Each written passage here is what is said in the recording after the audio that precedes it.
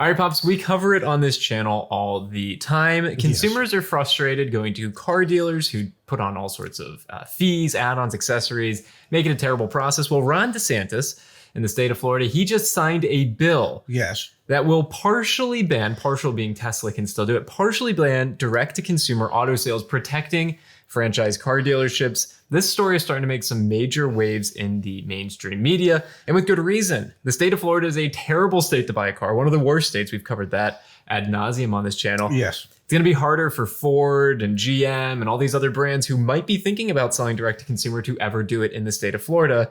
Franchise car dealers lobby hard and they lobby a lot. They're protected in Florida. They are. It all boils down to follow the money, folks. Whoever said lobbying politicians and rewarding them with fancy dinners and fine meals and vacations wouldn't pay, well, they were wrong.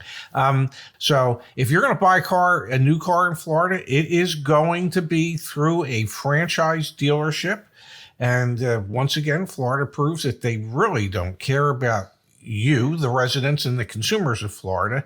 They care about their own pockets. One of the things that's also special about this bill, Dad, it also makes it illegal for automakers to penalize dealers who mark up cars. So we've been covering on this channel for a long time, ever since the car shortage happened. You know, there are agreements between the OEMs and their franchisees, the people that are running the dealerships. And there are unenforced rules within those contracts. Like you can't do things that disparage the brand.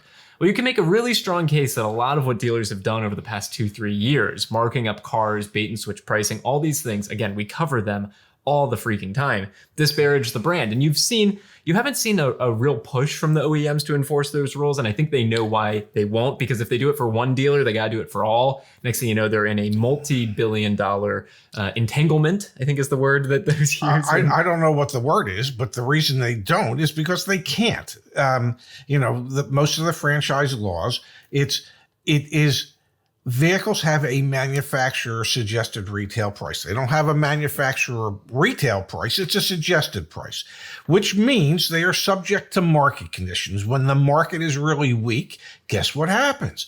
As consumers, you get to pay less. Well, conversely, when the market is really strong and the supply is really low, as consumers, you get to pay too much. And there is nothing the manufacturer can do about that. I disagree with you. I entirely disagree with you. We've seen example franchise dealership agreements. Dealership laws in states, you're 100% right. But it's a contract between one corporation and another corporation. And that contract has language. Most of them have language that say you can't do things that disparage the brand. You could make a really strong case that treating customers like crap by baiting and switching on pricing and selling cars for way too much money because of market conditions is a way to disparage the brand. You can also make a case that OEMs have really fumbled here. They've just gotten rid of market adjustments by increasing MSRPs significantly. All right, Pops, CarEdge.com/report. Why am I going there? Because this is the tool that truly levels the playing field between you and the dealer. It almost puts you in total control.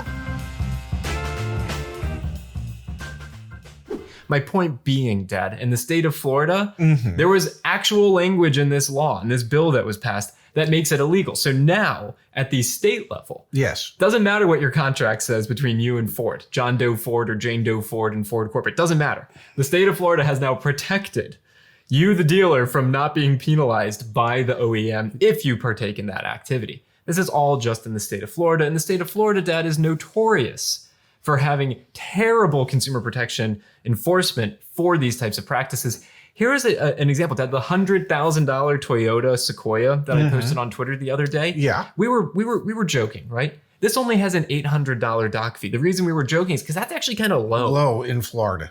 That's low. Yeah. I mean, we've seen doc fees of $1,200 and $1,300 in Florida. So an $800 doc fee is relatively inexpensive. But the point is, in the state of Florida, as a consumer, the state does not have your back.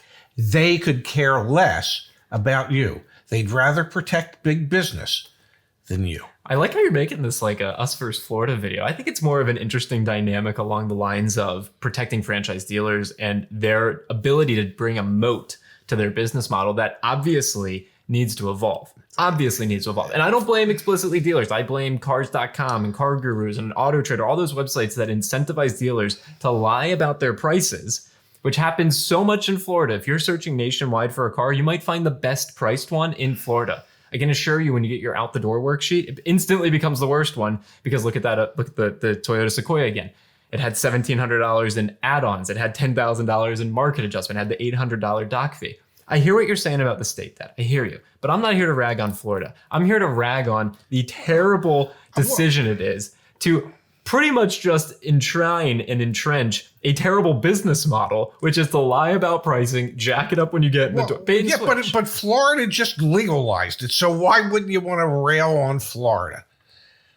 They're the ones that, a state, okay, filled with their constituents, that the legislature chose business over their constituents. Yet again, that's the state of Florida. Yeah, that's right. It's a fair point.